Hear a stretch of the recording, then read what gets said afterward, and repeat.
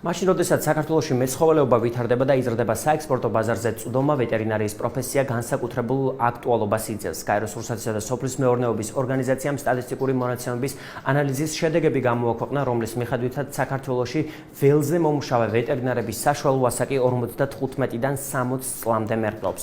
დოკუმენტში ნათქვამია, რომ მომდევნო 7-10 წელიწადში მოსალოდნელია ვეტერინარების რიცხვის მკვეთრი შემცირება. აღნიშნულ დასკვნას იცნობენ სურსათის ეროვნულ სააგენტოს ვეტერინარიის დეპარტამენტშიც, როგორც ლაშა ავალიანი ამბობს, ვეტერინარიის მიმართულებით ვითარება მართლაც რთულია და დარგი ახალგაზრდა კადრების ნაკლებობას განიცდის.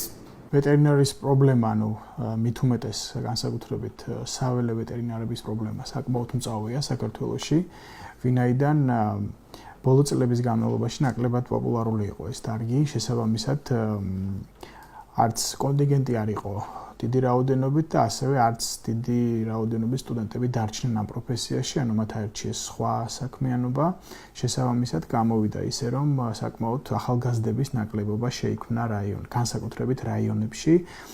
არა და მოგეხსენებათ, ფერმის ცხოველები სწორედ რაიონებში არიან განლაგებული, ამიტომ ყველაზე მეტად ამ შემთხვევაში სახელმწიფოს უჭერს ფერმის ცხოველების, ანუ მსხვილი ცხოველების პრაქტიკის მქონე ვეტერინარებისა.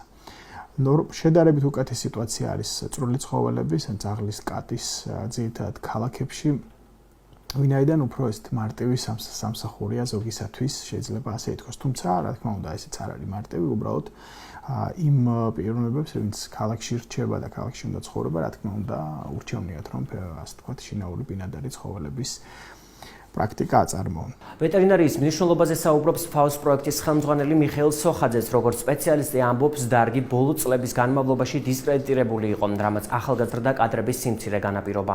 ვეტერინარია საკმაოდ კარგი ინდიკატორი არის განვითარებული ქვეყნის და ბოლო 10 წლების განმავლობაში, რამოდენიმე 10 წლის განმავლობაში დარგის საკმაოდ ისეთი აქტიური დისკრედიტაცია ხდებოდა. შესაბამისად, ეს შედეგი, რაც დღეს სახეზე გვაქვს, აბსოლუტურად ლოგიკურია. მაგრამ რა თქმა უნდა, ბოლო წლებში გადადგმული ნაბიჯები იმის იმედს გვაძლევს, რომ სიტუაცია გამოსწორდება, თუმცა ამას გარკვეული დრო და პერიოდი დაჭირდება და რა თქმა უნდა, დახმარება როგორც სახელმწიფოსი, ასევე რიგი დონორი ორგანიზაციებისა. ახალგაზრდა კვალიფიციური ვეტერინარების მისაღებად ვეტერინარია რეგულირებად დარგს უბრუნდება. შეიძლება უნივერსიტეტში სწავლების მეთოდით და ის საერთო წესით განისაზღვრება. ლაშა ავალიანის თქმით, იგეგმება უკვე არსებული ვეტერინარების სერტიფიცირების პროცესიც. ამავდროულად შესაძლებელი გახდება სახელფასო სარგოს ოდენობის ზრდაც. ვეტერინარია დაბრუნებოდა რეგულირებად პროფესიას, რითაც შესაძლებელი იქნება, რომ ყველა არსებულ უნივერსიტეტში, რომელიც გადაწყვიტავს ან აქვს ვეტერინარული სასწავლებელი ფაკულტეტი, ასე ვთქვათ, განახორციელოს იმ საერთო დონით სწავლება და აუცილებლად ამ გადაწყვეტილებას ასევე მოსდევს ის, რომ უნდა მოხდეს ვეტერინარების, კერძო ვეტერინარების რეგისტრაცია და შემდგომ ლიცენზირება.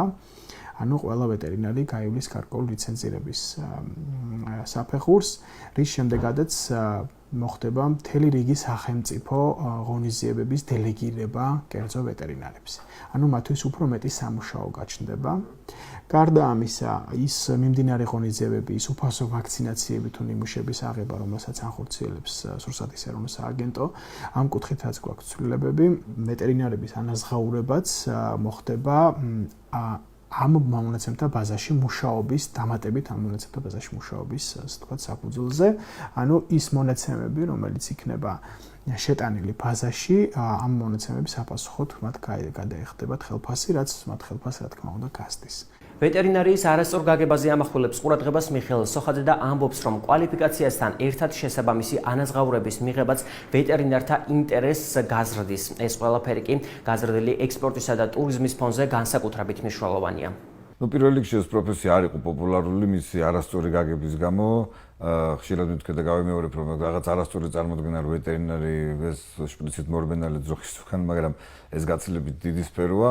შესაბამისად, რა თქმა უნდა, მისი როგორც რეკლამირება, ასევე უმთავრესია, რომ შესაბამისი ანაზღაურებაც იყოს.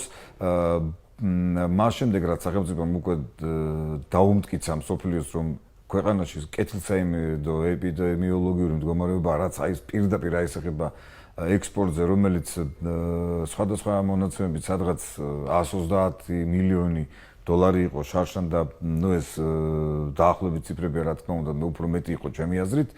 ალბათ ქვეყანა უფრო მეც და მეც გაიღებს იმ ფონზე, როდესაც ტურიზმი საკმაოდ დიდ როლს თამაშობს უკვე ეკონომიკის განვითარებაში და ტურისტებს როგორც მოგეხსენებათ არა მხოლოდ ინფრასტრუქტურა, არამედ კვებაც შესაბამისი ესაჭიროებათ და საკმაოდ ტრაბახობთ ჩვენი ასე ვთქვათ ქართული სუფრით. ამიტომ ვეტერინარის როლი მე ვიტყვი რომ პრინციპში აუცილებელი საჭიროებაა როგორც ყველაფერი იმისთვის რაც ჩამოთვალე, ასევე ქვეყნის ეკონომიკისა და მისი პრესტიჟისთვის. ვეტერინარიის დეპარტამენტის უფროსის თქმით, ქვეყანაში ვეტერინარებისთვის გაცილებით მეტი სამუშაო ადგილია, ვიდრე თავად ვეტერინარები გვყავს. ძალიან ბევრი სამუშაო ადგილია, სადაც კვალიფიციური კადრის საჭიროებას ითხოვს და სამწუხაროდ მისი შევსებაც ვერ ხდება. ანუ იმასაც ვერ ვიტყვით, რომ სამუშაო ადგილი დღეს არ არის, პირიქით სამუშაო ადგილები არის და უბრალოდ კანდიდატურები არ არის. აქედან გამომდინარე, ახლა შედის კიდევ ახალი კანონმდებლობები, რომელიც ვეტერინარულ კლინიკებში, ვეტერინარულ აფთიაქებში და ასე შემდეგ კიდევ დამატებით სამუშაოებს, ასე ვთქვათ, შექმნის ვეტერინარებისათვის, ვეტერინარული ზედამხედველობის პუნქტები და ასე შემდეგ, სადაც ყველგან ვეტერინარული კონტროლი მიმდინარეობს. პლუს ამას აუცილებლად უნდა ითქვას, რომ მეცხოველეობა ამ კუთხით ვითარდება, ექსპორტის მაჩვენებელი საკმაოდ არის გაზრდილი, ანუ ცხოველთა ჯანმრთელობა ამ შემთხვევაში უფრო მნიშვნელოვანი ხდება და სწორედ კერძო ვეტერინარების საჭიროებაც უფრო მეტად დგება ქვეყანაში.